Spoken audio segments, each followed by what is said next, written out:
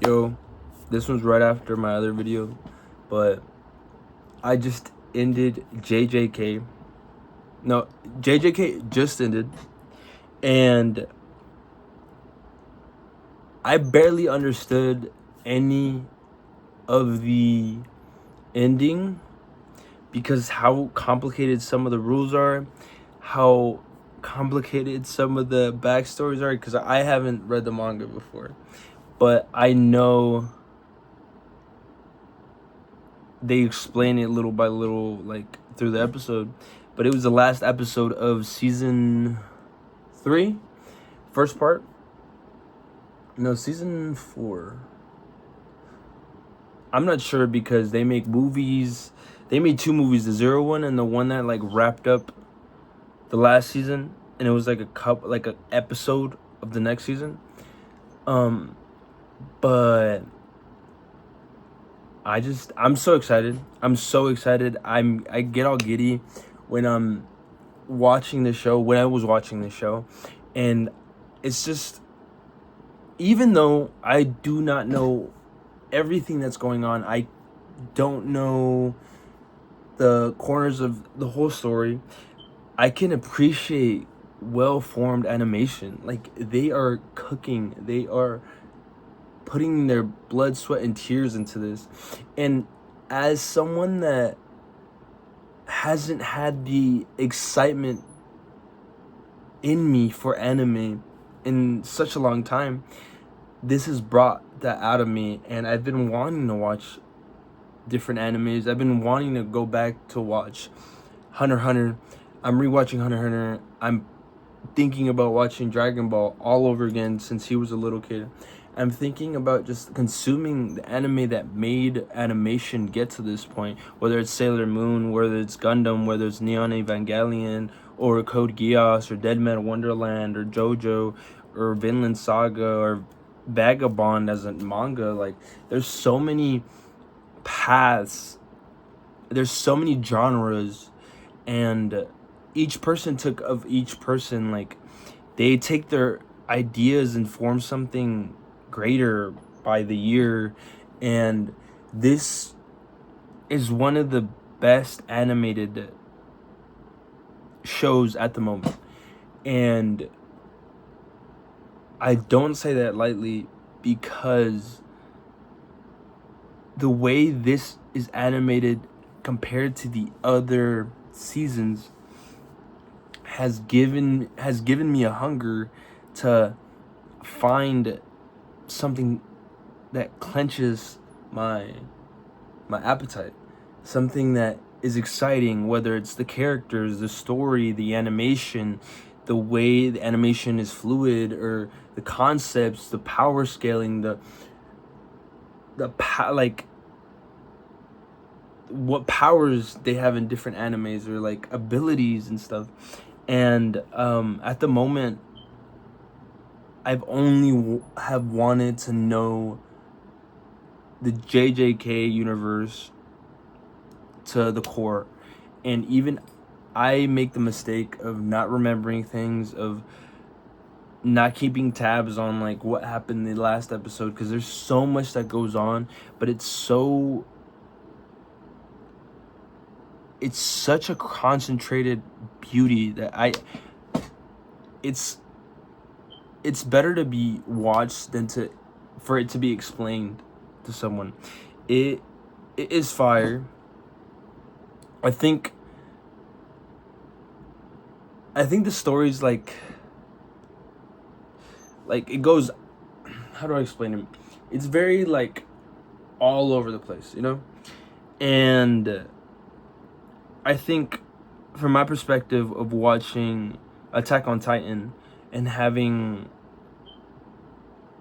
people come back years after and analyze specific scenes, specific parts of different seasons, of different episodes, where Aaron's in the back, or there's clues, and it makes you kind of think harder when you're watching these types of animes.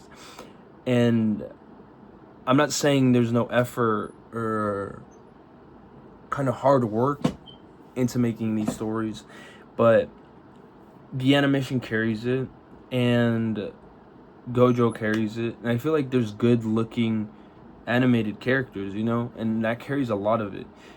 It's owed its flowers, it's owed its respects. It's beautiful, and I don't think an anime will touch it anytime soon. Maybe JoJo's, because I personally haven't gotten into that, because it throws me off. The animation style throws me off very much.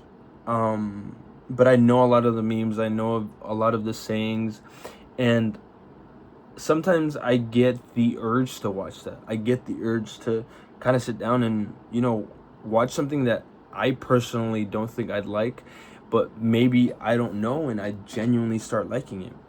That was me when I watched Cyberpunk 2077. Phenomenal animation. Story was rushed. Story was decent. But the way they made you feel in those episodes, not looking at the grand scheme of things of analyzing it, you could tell it was made with passion. Even though it was kind of diluted down to a 12 episode, 10 episode animation or anime, it was given structure in what mattered for someone to put Cyberpunk 2077 in their top 10, in their top 20. And it even laid the groundwork for people to start coming back to Cyberpunk 2077. And because the opening, the launch of that game was horrendous, and all respects to the devs that made that game, but honestly, I think it would have fell in that deep hole if that anime didn't come out.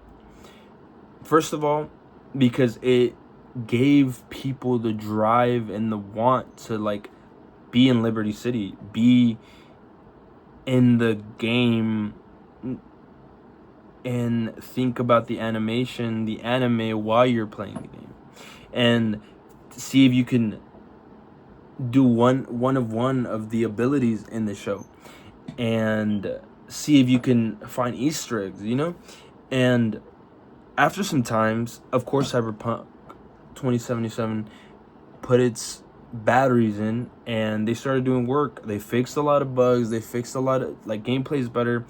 Everything's better from what I've seen, and that's what anime should do. It should bring things together, and it's so beautiful, the community that gets built on anime. There is some degenerate people, I'm not gonna lie, but there's beauty in talking about something that's shared, the excitement that's shared when you're watching an episode, when you're watching a season, when you sit down and all you're thinking about is what's gonna happen next. Holy shit, is this cool? Holy shit, how did they do that? Holy shit, the story's good. Or just consuming it and taking it in, that is drawings, frame by frame by frame by frame. And sometimes even having to admit to yourself, maybe this anime isn't a top 10 contender, top 10 animes, but you personally love it for any specific reason, whether it's a specific character, whether it's a specific power, whether it's a specific way they speak, of a specific voice actor, the story, the manga that correlates with it. Any of that can tie you to one specific anime. The same way, every Pokemon is loved by a person. Everyone, there's no single Pokemon that is hated. Everyone has a favorite Pokemon. And you will find over time when you're speaking with people that not everyone's favorite Pokemon is Charizard, is Venusaur, is Blastoise, is Garchomp, is Darkrai, or the legendaries Rayquaza, Kyogre, Groudon, or any of the Zekrom or Reshiram. And that's what gives it beauty. That's what gives it beauty that is intangible because there is value in your opinion, in your perspective, and how you take things in. And there's opinion and there's fact, but at the end of the day, everyone's gonna have their opinions, everyone's gonna have their facts. Whether it's how many people have watched it, how many people know the anime. There's a lot of hidden animes that I personally think should be in people's top 20s, but only because they're not very popular or mainstream. They're on nobody's top 10 or top 20. And they have really deep stories at times. They have really deep and interesting characters, stories, character backgrounds. They have cool powers. They have cool side characters, main characters. They have sad scenes where even if it's not as like a typical anime where you're crying every fucking episode, and they absorb so much, like it's so concentrated on that certain emotion that it makes you sad, and it's done beautifully to make you feel that. And I hope that people that read comics, listen to music, like all of these types of art forms, that they take a second and realize, even though you might have different tastes in music, different tastes in comic book likings, movies, artworks, sculptures, what else? Hats, beds, like architecture. You know, it's all what you like and what feels like home, feels like you, feels like is drawn to you, you know? And I find it so beautiful when I sit down and take it in, and all I'm thinking about is the story, where I left off, where I'm like clenching my seat. I'm just like in awe. It's as if I'm 4 or 5-year-old me watching Power Rangers for the first time again, watching Mystic Force just enthralled in their capes, just ready for anything that comes their way. And I think the path of true fulfillment is finding what you like, what makes you you, what drives you, you know? Like, sometimes I come from work and I know a new episode's coming out, or this or that, whether it's comic book, movie, a show, music, whereas I'm just excited. Like, I worked my ass off, I had to do my job, I got home, I need a rest, and I just level myself with music, comic books, video games, any art form that has been given to us thanks to God, and thanks to those people that have such beautiful minds to create such things. Like, there's some video games that have such beautiful stories, there's some anime that has such beautiful stories, some movies that have such beautiful stories, music albums that tell stories that like your ears can barely comprehend.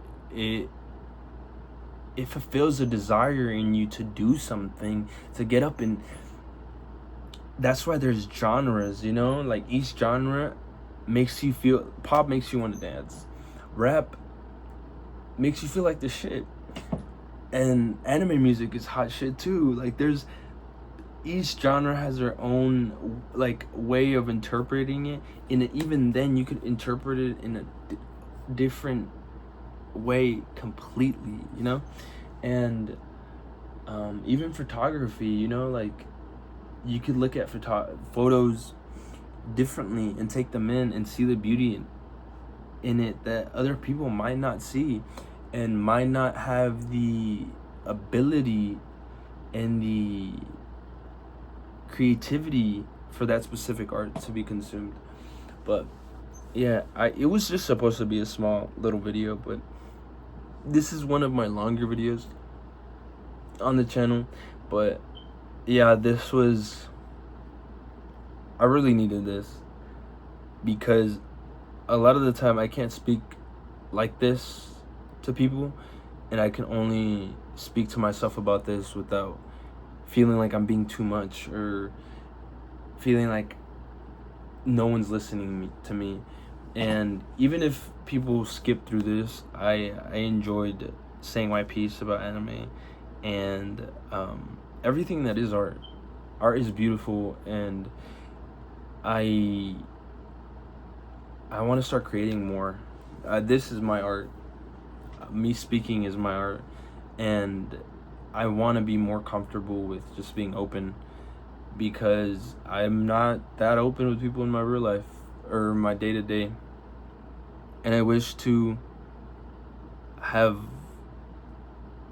more confidence with just like talking, and like not pausing a lot, and not using filler words. But anyways, it's been Lucy. See ya.